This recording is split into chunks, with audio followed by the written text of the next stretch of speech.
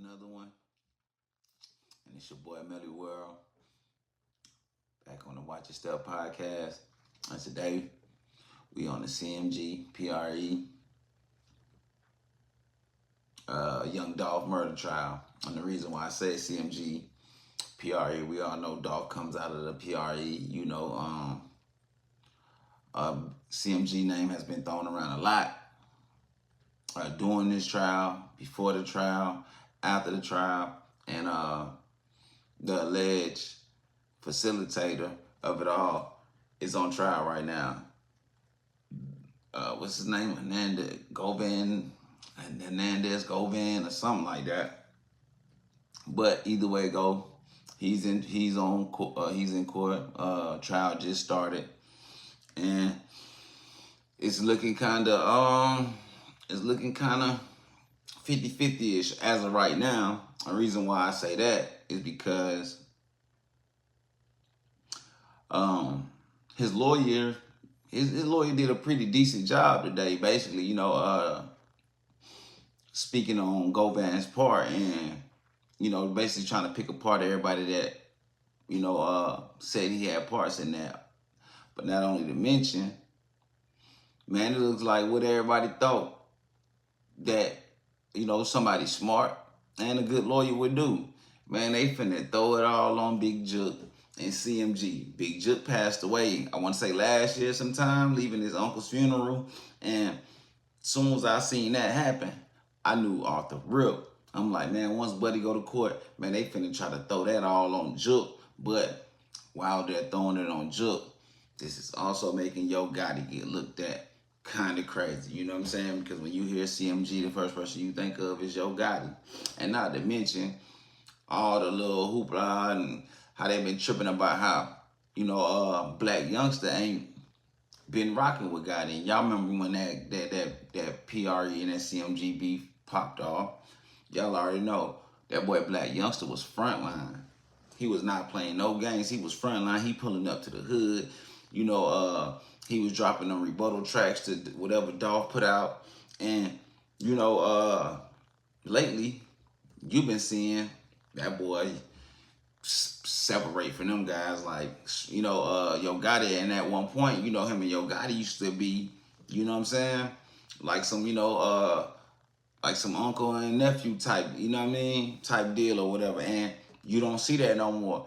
And I've been seeing Youngster in the past, you know, been putting up, you know, somewhat kind of encrypted messages and stuff like that. But, you know, if you can read between the lines, we all know who he talking about. So make sure y'all like, comment, subscribe, man. We're going to get in this content.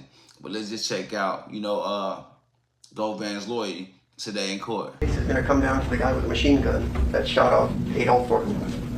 The whole case is going to come down to him and then possibly his girlfriend backing up his story.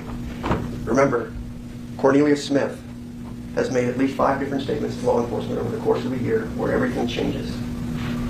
He's then met with the prosecution at least 5 or 6 times to go over his testimony prior to testifying here. Does somebody have a reason to lie? Do they have an interest in the outcome? You are caught red-handed on video, and you're about to see it in a second, taking an AK-47 or lighting it up in a cookie store in broad daylight. He's facing a mandatory life sentence. That's all I question him about. And I ask each and every one of you, what would you do if you were facing a mandatory life sentence to get out of it? Why would you need to make so many different statements if you were telling the truth? Because state chooses to cherry pick a little bit here and a little bit there from each of the statements. But let me play a 5-second clip about how all this supposedly happened. I'm not saying it happened. I'm not saying Govan was involved in one way, shape, or form. But if you want to believe Cornelius Smith, the AK-47 shooter, and God knows how many other shootings he's done, and he'll talk about it, I want you to listen to this. It was one day me and Angela was out riding, and I wanted some X pills, so I went to Quit House to get the X pills from him, and Jook was over there.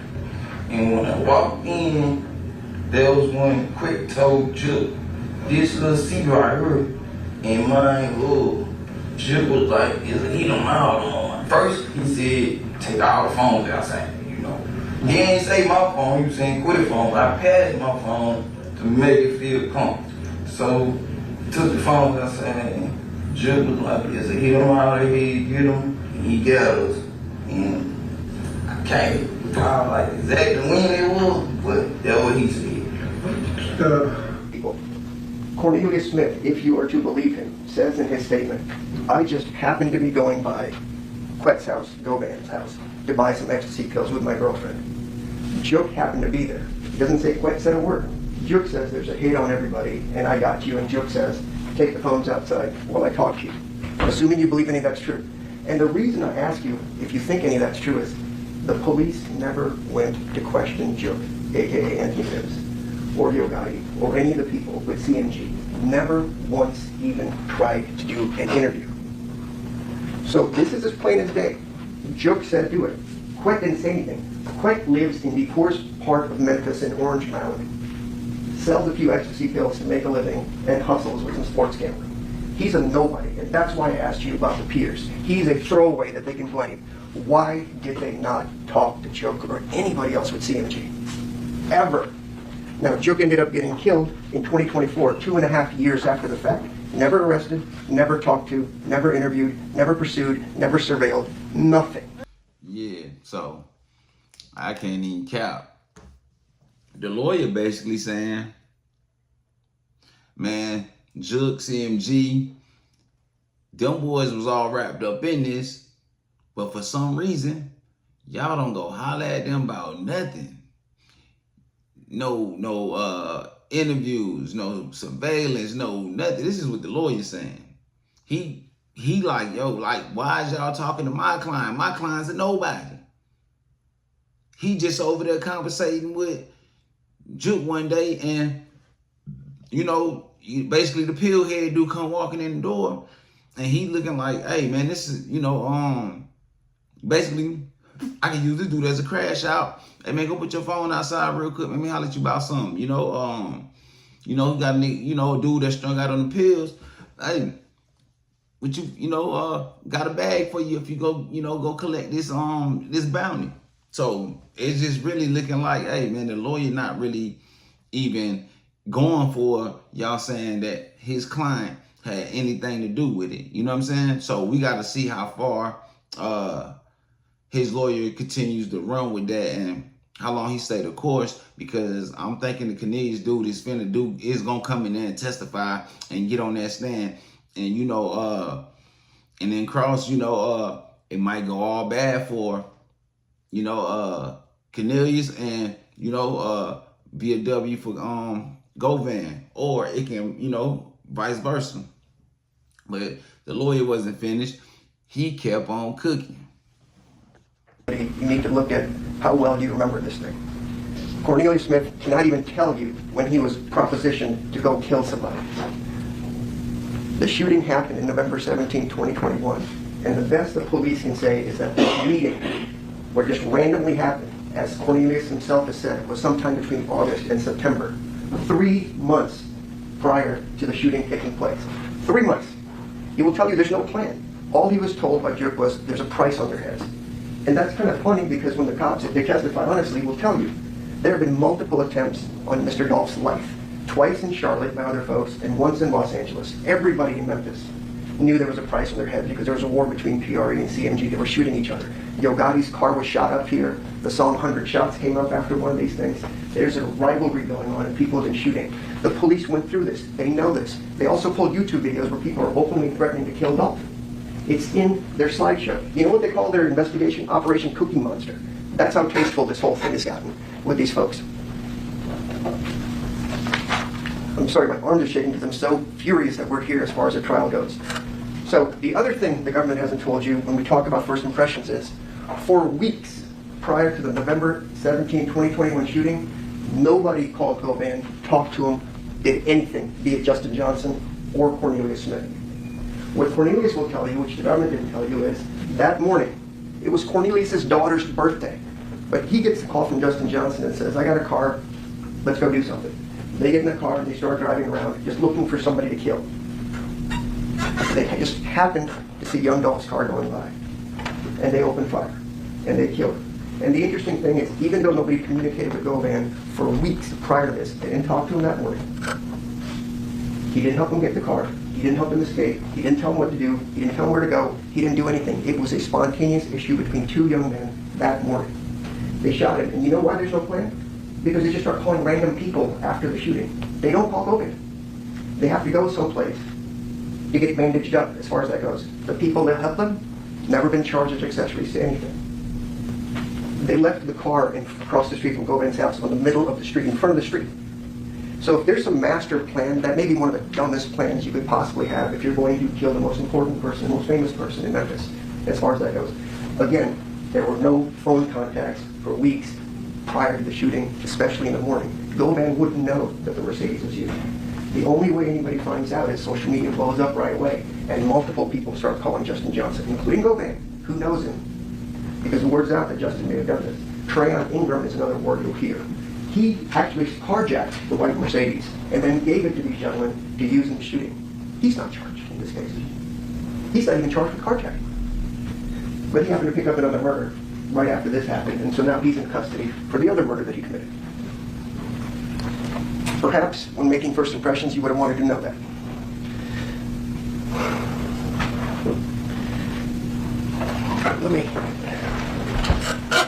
I thought about going over at least one of Cornelius's statements in his lives, but I think it's just a little too much. We would be here for about 2 hours going through everything that he said has been inconsistent, bald-faced lies. In fact, you know how somebody's lying?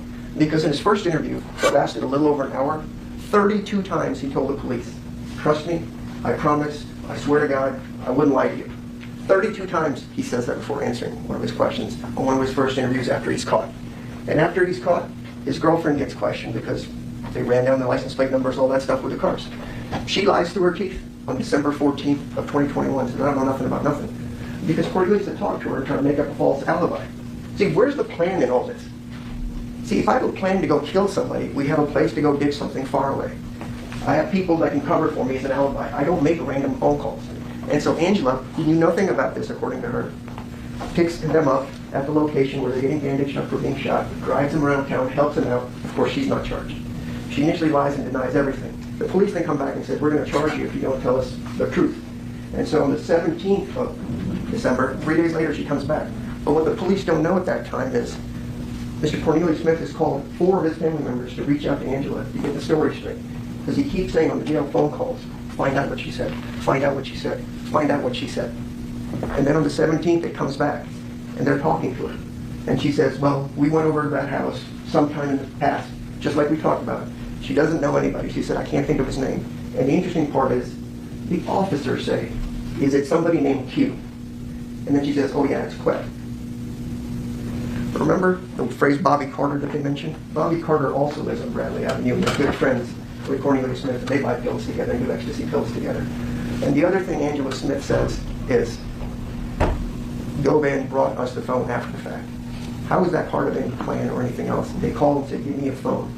The interesting thing about that is if it's true and you believe her, there would be fingerprints on the car. The police fingerprinted it, DNA'd it, did everything. Cornelius' fingerprints are there. Trayon Ingram's fingerprints are there. Giston Garner, the other guy that worked with Trayon to steal the car, his fingerprints are there. There's DNA in there. There's blood in there. But nothing with regards to Govan.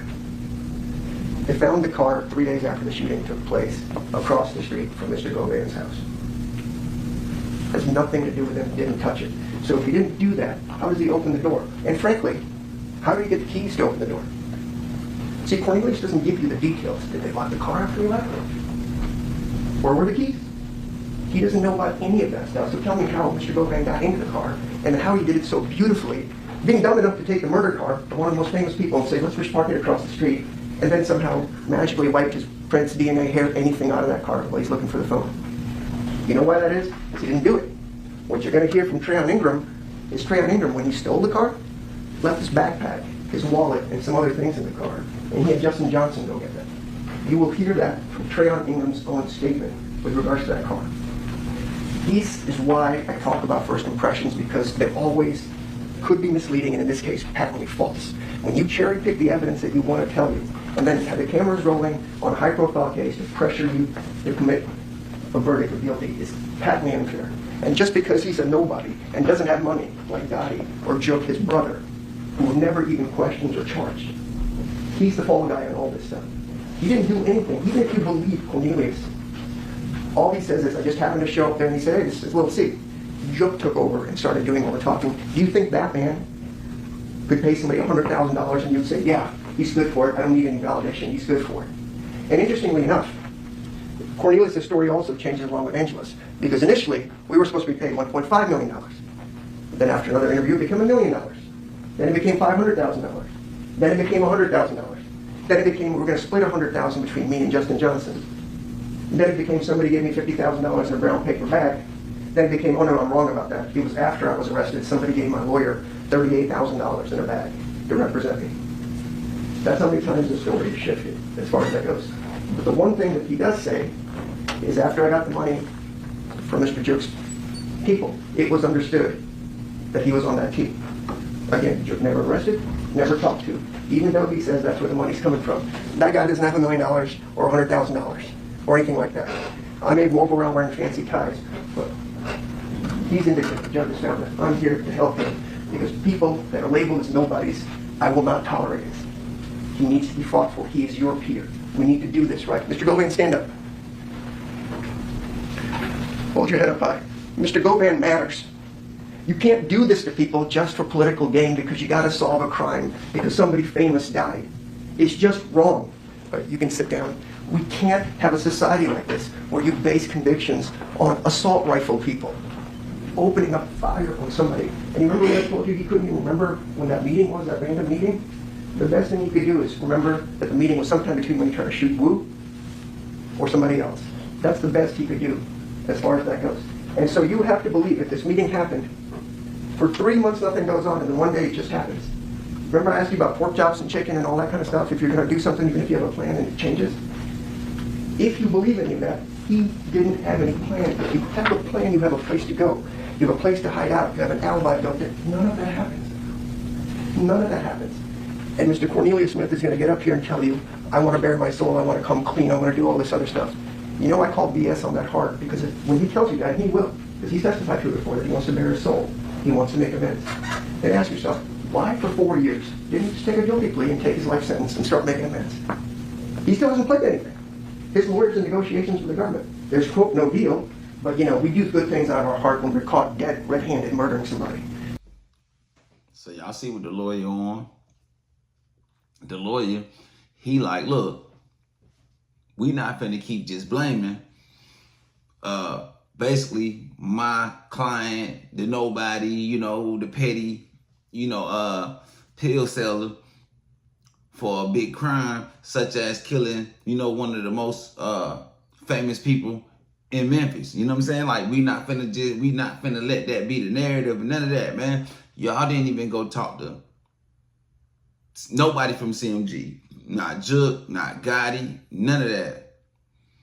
Y'all just, he's the fall guy. That's how his lawyer kicking it. Like, yo, y'all just trying to make my client the fall guy, and that's not what we doing. He's making it seem like, hey, man, y'all want to get this guy, you know, for some type of political gain. You know how they go, man. You know, Memphis is one of them cities, man, where, you know, it is, you know, somewhat corrupt. You know, it's corrupt. A lot of stuff go down in Memphis, man. And, you know, man, if y'all go look into the Justin Johnson dude, one of the dudes that went on the hit or the drill, Young Dolph, he had sprayed up like somebody at the bowling alley, hit a couple people, you know what I'm saying? Like an argument or something like that, man. And he went outside, grabbed a stick, came back, sprayed up everybody at the bowling alley. Man, I think Buddy did like 3 months or some stuff like that. The judge let him walk free, you know. And if he was never let loose on that, you know, Dolph possibly would have still been here. But y'all keep seeing that lawyer drill it in these folks' head that everybody know that PRE, CMG, Young Dolph, Big Jook, Yo Gotti all had problems. You know what I'm saying? He started speaking on the situation that happened in California. He spoke on this thing that happened in Charlotte when they sprayed up, you know what I'm saying, 100 shots hold, you know. Y'all know what was going on between the two of them. And that lawyer just ain't going. You know, he did a decent job. I ain't let y'all hear the open statement from the actual, I want to say the state side of things or whatever, because I just want to just hone in on the, the PRE, CMG, whole little spiel. But we haven't been seeing that boy Youngster around Gotti, and it damn sure don't seem like he been speaking too well on of Gotti. So I'm finna show y'all a couple little I'm finna show y'all a few what you call it, Instagram posts that he made or whatever. I will read them out, man, but I'm just gonna post them up and hold them up there long enough for y'all to be able to read it yourself, man. And next time I'll read it out for y'all, man. But in this case, I'm just gonna post it up so I don't drag this video on video too much longer than it already has been. But I appreciate y'all for tapping in. Make sure y'all go like, comment, and subscribe, man, and I'll catch y'all on the next one.